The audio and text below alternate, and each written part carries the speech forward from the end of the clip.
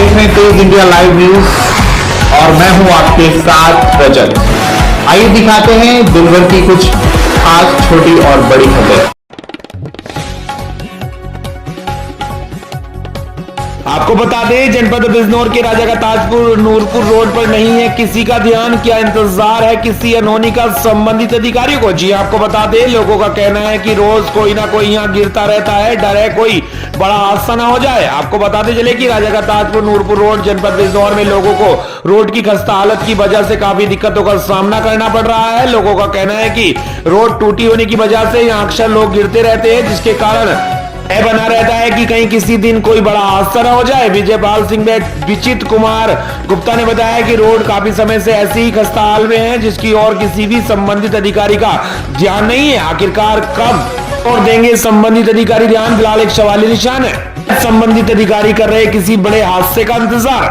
ताजपुर से हमारे संवाददाता सुशील शर्मा की देखी खास रिपोर्ट। जो कम से कम इसे कई साल हो गए, ये जो सड़क पड़ी है टूटी हुई पड़ी है, कम से कम इसे 3-4 साल हो गए। अच्छा। और सड़क बनाने वाले जो बना के जा रहे थे तो रास्ते में रोक दिया उन्होंने।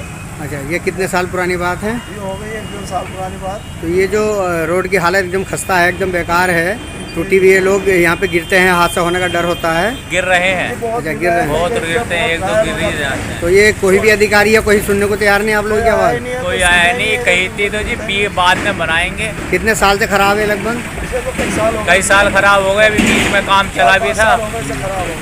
ये कौन सी जगह है? ये राजा का ताजपुर है, नूरपुर सिवारा रोड।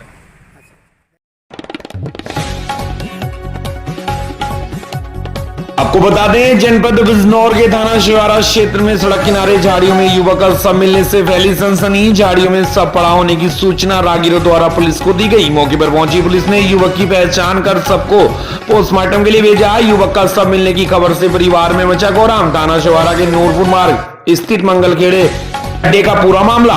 आज हमारे संवाददाता अली चौहान की देखी खास रिपोर्ट।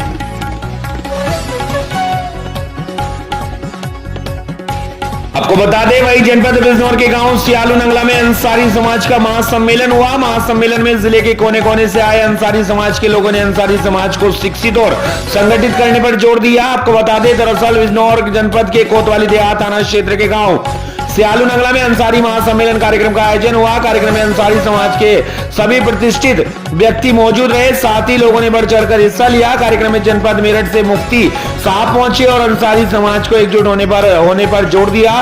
कार्यक्रम का मुख्य उद्देश्य था कि अंसारी समाज शिक्षित और संगठित हो, क्योंकि शिक्षा और संगठन ही अंसारी समाज का उद्धार कर सकता है। कार्यक्रम में बिजनौर जिले के पूर्व चेयरमैन पति शमशाद अंसारी, शेरकोट से आए हुसैन अहमद अंसारी, मुमतियाज अंसारी आदि लोगों ने बढ़ चढ़कर हिस्सा लिया। से संवाददाता गुड्डू भारती की देखी खास।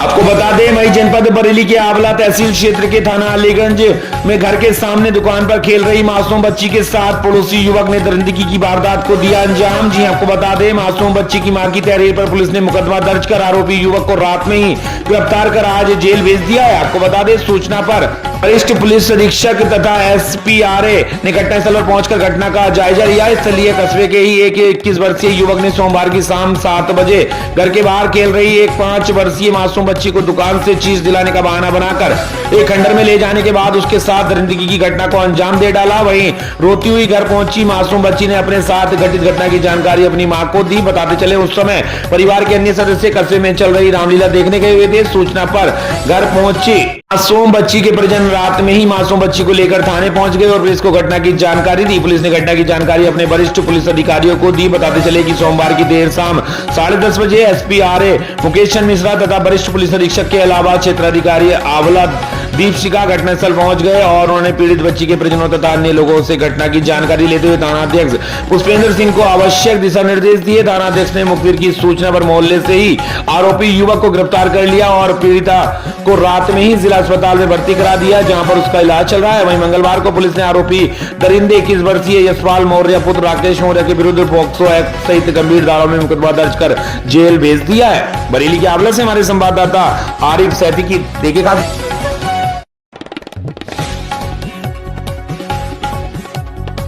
आपको बता दें वहीं कृषि मंत्री एवं जिले के प्रभारी मंत्री सूर्य प्रताप शाही ने अयोध्या के विकास कार्यों की समीक्षा बैठक की। समीक्षा बैठक के बाद केंद्रीय मंत्री सूर्य प्रताप शाही ने सपा नेता स्वामी प्रसाद मौर्य के सनातन धर्म के बयान पर कहा कि इन लोगों द्वारा सुनियोजित प्रयास किया जा रहा है कि सनातन धर्म को चोट पहुंचाई जाए। सनातन धर्म शाश्वत धर्म है और अनादिकाल से यह चला रहा है। मंत्री सूर्य प्रताप शाही ने मीडिया से बात करते हुए कहा कि भगवान राम लला के प्राण प्रतिष्ठा के पहले कई योजनाएं अयोध्या में पूरी होती नजर आ रही है। विकास कार्य समयबद्ध तरीके से पूरा होगा। अयोध्या भव्य और नव्य रूप से दिखाई पड़े उन सभी योजनाओं की हमने समीक्षा की है। जिला प्रशासन और कार्यदायी संस्था द्वारा कार्य में गति दिया जा रहा है। एयरपोर्ट लगभग बनकर तैयार है। अयोध्या रेलवे स्टेशन भी पूरी होने हैं और रामपथ भी पूरा होने की ओर है। सारे विकास कार्य तेजी से चल रहे हैं। अयोध्या एक नए रूप में बनने के लिए अपनी गरिमा के अनुरूप तैयार हो रही है। ऐसे संवाददाता के द्वारा सुनियोजित, कुछ लोग ऐसे हैं जिनके द्वारा सुनियोजित ये प्रयास किया जा रहा है कि सनातन धर्म को चोट पहुंचाई जाए।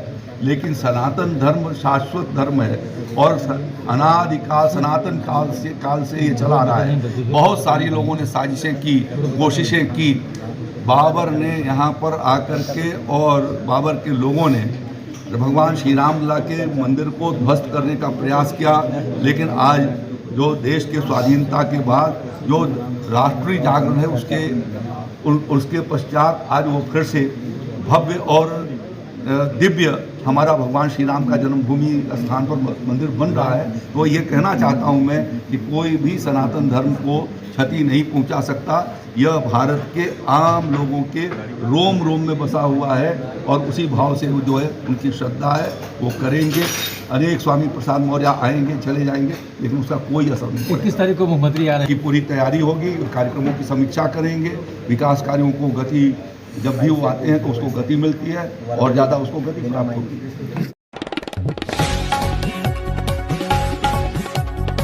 आपको बता दें वहीं जनपद खुशीनगर के पटरौना के जटा बाजार थाना क्षेत्र के ग्राम सभा कंठी छपरा के मूल निवासी सरवन कुशवाहा पुत्र पतिराज ईश्वरी के कष्टकारी भूमि पर विगत वर्षों से गांव के कुछ दबंगों द्वारा अवैध कब्जा जमाए हुए हैं, जिसकी लिखित जानकारी अपने नजदीकी थाने में रिपोर्ट दर्ज करवाए और कुछ दिन बाद वहां से इनको न्याय न मिलने के बाद फिर से 1076 व 112 पे भी सूचना दी। सूचना देने के बाद भी कोई कार्रवाई नहीं हुई है। कुछ दबंगों द्वारा निजी भूमि पर अवैध कब्जा किया हुआ है, जिसको लेकर कई जगह पीड़ित दर बदर की ठोकरें खा रहा है, लेकिन उसको अभी तक न्याय मिलने को तैयार नहीं। आखिरकार पीड़ित को कब मिलेगा न्याय, एक सवालिया निशान है। कुशीनगर से हमारे संवाददाता पंकज कुमार गुप्ता की देखिए खास रिपोर्ट।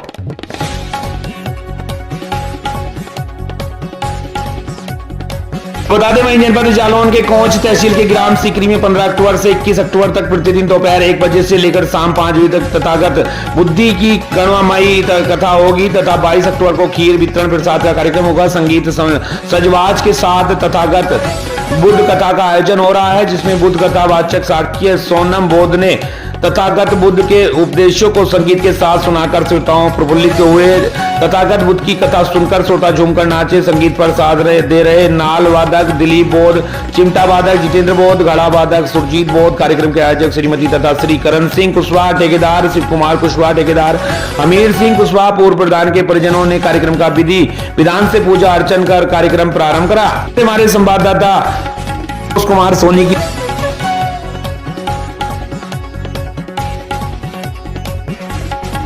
वहीं जनपद चंदौली से जहां कलेक्टेड और सभी तहसील के कार्य ई ऑफिस के माध्यम से होंगे संचालित। कन्नौज और ललितपुर के बाद चंदौली तीसरा जनपद है जहां ई ऑफिस संचालित। आकांक्षी जनपद में यह प्रथम जिला ई ऑफिस से कार्य में तेजी आएगी और पारदर्शिता को बढ़ावा मिलेगा। कलेक्टेड सभागार चंदौली आज एक बड़े दिन का गवाह बना है, जब जिलाधिकारी निखिल टी फुंडे ने कलेक्टेड सभागार में ई ऑफिस का उद्घाटन किया। बताते चले कि कन्नौज और ललितपुर में सिर्फ कलेक्टेड ही ऑफिस ई ऑफिस से संचालित है, वहां की तहसील अभी ई ऑफिस से संचालित नहीं है, जबकि चंदौली में सभी तहसीलों को ई ऑफिस में शिफ्ट कर दिया गया है। कलेक्टेड के साथ सभी तहसीलों को ई ऑफिस में कन्वर्ट करने वाला चंदौली प्रदेश का प्रथम जनपद बन गया है। जिलाधिकारी ने उद्घाटन के पश्चात बताया कि ई ऑफिस के माध्यम से काम में तेजी आएगी और अधिकारियों की जवाबदेही तय होगी, जिससे पारदर्शिता को बढ़ावा मिलेगा। इन सबसे जनता को सीधे लाभ मिलेगा। चंदौली से हमारे संवाददाता अमरीश कुमार की देखिएगा। ई ऑफिस का उद्देश्य ये है कि हमारा जो कामकाज अभी पत्रावली और कागजों में होता है वो ऑनलाइन जो NIC का सिस्टम है ई ऑफिस सॉफ्टवेयर उसके माध्यम से हो, और इसमें मंशा यही है कि कार्य जो है वो तेज़ी से हो, कार्य में जवाबदेही तय हो, कार्य में पारदर्शिता है और कुल मिला के जो हमारे जनपद के जनपदवासी हैं उनको हमारे कामकाज से फ़ायदा होगा। सर इसमें किस तरीके की सहूलियत मिलेगी सर? देखिए अभी फ़िलहाल जो हमने शुरुआत की है वो कलेक्ट्रेट और तहसीलों से शुरू की है। लगभग 65 हमारे कुल एम्प्लॉई और अधिकारी हैं जिनको हम लोगों ने इस पर ऑनबोर्ड किया है और प्रयास है कि 30 नवंबर तक हम लोग सभी इसमें आदतन हो जाए और 100% कार्य उसके बाद इसी के माध्यम से किया जाए। फाइलों के निस्तारण के लिए कितने दिन का टाइम फ्रेम निर्धारित किया गया है? फाइल के निस्तारण के लिए जैसे मैंने कहा है ऑन एन एवरेज हमारी आशा तो अपेक्षा ये होती है कि जिस दिन फाइल आए उस दिन या अगले दिन तक भेज दें, लेकिन एक ओवरऑल हम लोगों ने ये विचार रखा है कि 3 दिनों के अंदर कोई भी पटल पर फाइल उससे ज़्यादा लंबी। अति पिछड़ा जनपद, इससे कितना फ़ायदा होगा लोगों को? जैसे मैंने बताया ओवरऑल अगर गवर्नमेंट का कार्य अच्छा होगा, उसमें एफिशिएंसी आएगी, उसमें पारदर्शिता आएगी, जवाबदेही तय होगी, तो निश्चित ही जनपद को इससे फायदा जाएगा। सर ये पहला जनपद बताया जा रहा है इस तरीके का, क्या है इसमें गुणवत्ता की? पहला जनपद है पूरी प्रतिशत। तहसील और जनपद, तहसील और कलेक्ट्रेट मिलाकर एक साथ ई ऑफिस करने में हमारा जनपद पहला है। इससे पूर्व 2 जनपद और है जिन्होंने केवल कलेक्ट्रेट को ई ऑफिस के ऊपर ऑनबोर्ड किया है। तो जाहिर सी बात है ये कोई कंपटीशन नहीं है, बट अच्छा कार्य है। अच्छे कार्य में हम लोग भी शामिल होना चाहते हैं, इसीलिए हम लोगों ने इस की पहल की।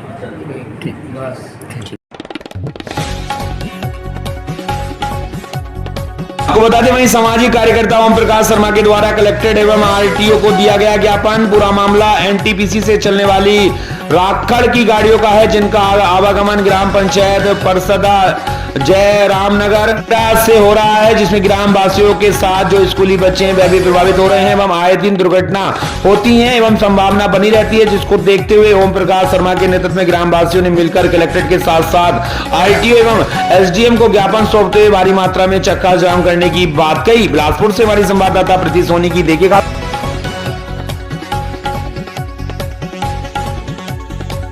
को बता दें वहीं छत्तीसगढ़ के बिलासपुर में विधानसभा चुनाव के लिए गठित मतदान दलों के प्रशिक्षण का प्रथम चरण आज बिलासपुर सहित सभी 4 ब्लॉक मुख्यालयों एवं एक साथ शुरू हुआ। कलेक्टर अवनीश शरण ने शहर के 2 प्रशिक्षण स्थलों मल्टीपर्पज स्कूल दयालबंद एवं लाल बहादुर शास्त्री स्कूल का निरीक्षण कर दलों को जरूरी टिप्स दिए। कलेक्टर ने कहा कि निर्वाचन से जुड़ी हर कड़ी महत्वपूर्ण है। प्रशिक्षण में बताए जा रहे हर पहलू और बारीकियों को बेहद गंभीरता और संवेदनशीलता के साथ ले निर्वाचन कार्य के सुव्यवस्थित संचालन के लिए प्रशिक्षण का विशेष महत्व होता है। मास्टर ट्रेनर द्वारा बताई जा रही सभी बातों को ध्यान से सुनते हुए समुचित रूप से अपने दायित्वों का निर्वहन करें। प्रशिक्षण में उन्होंने पौन घंटे तक प्रशिक्षणार्थियों से लिए गए प्रशिक्षण के बारे में जानकारी ली और प्रशिक्षण से संबंधित सवाल भी पूछे। उन्होंने प्रशिक्षणार्थियों के शंकाओं का समाधान भी किया। इसी कड़ी में नगर निगम आयुक्त कुणाल दुरावत ने मस्तूरी एवं सीईओ जिला पंचायत अजय अग्रवाल ने तकतपुर में चल रहे निर्वाचन प्रशिक्षण का जायजा लिया। छत्तीसगढ़ के बिलासपुर से हमारी संवाददाता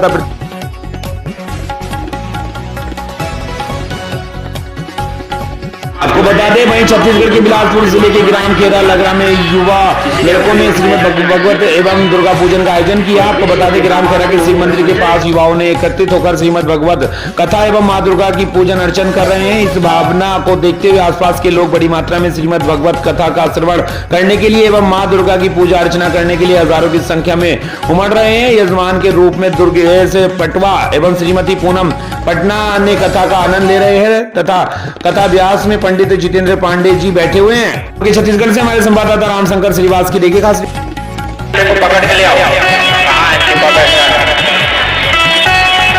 जैसे कि उसके सैनिक पकड़ने के लिए गए तो अकेले